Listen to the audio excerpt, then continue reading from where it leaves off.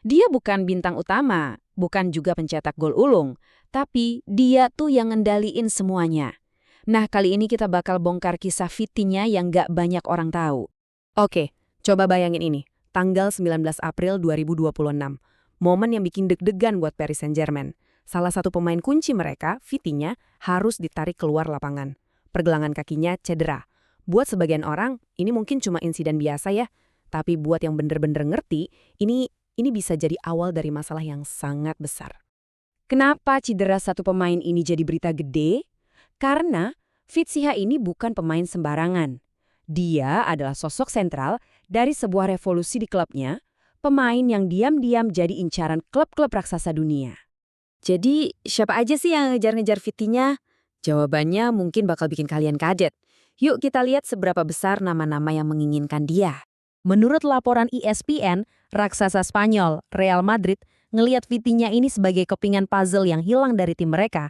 Jadi, bukan cuma sekedar pengen, tapi mereka butuh banget pemain ini buat ngebangun ulang lini tengah legendaris mereka. Dia adalah rekrutan impian mereka. Dan mimpi itu harganya nggak main-main, 110 juta euro. Angka yang gila kan? Ini nunjukin kalau statusnya sekarang udah bener-bener di level elit dunia. Tapi ada satu tembok besar yang halangin, kontraknya. PSG udah mengunci dia sampai tahun 2029. Bisa dibilang, dia ini udah jadi aset yang paling mereka lindungi.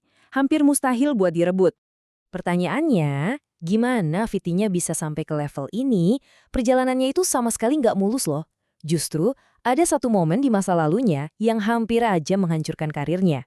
Coba kita lihat titik terendah dalam karirnya. Waktu dia dipinjamkan ke klub Premier League, Wolves.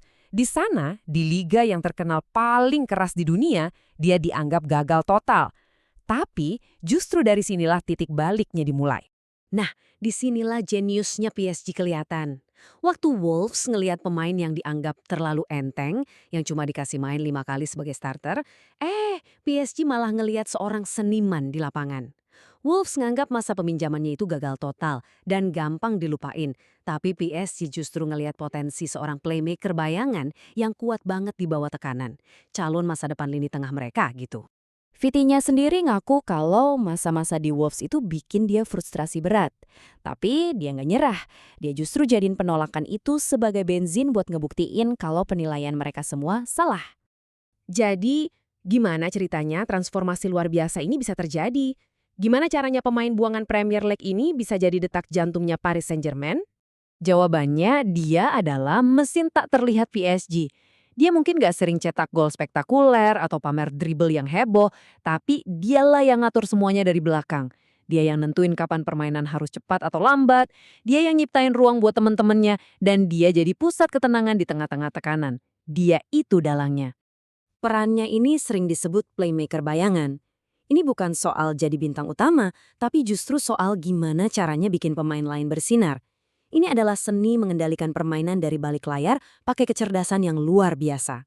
Kehebatannya bahkan diakui sama lawan-lawannya nih.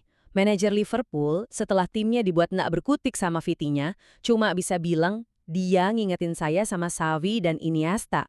Wah, itu pujian tertinggi kan? Dengan Vitinha sebagai porosnya, PSG akhirnya masuk ke era keemasan mereka. Sebuah era di mana mereka nggak cuma dominan di Prancis, tapi juga berhasil menaklukkan Eropa. Tahun 2025 itu bakal jadi tahun yang nggak akan pernah dilupain dalam sejarah PSG.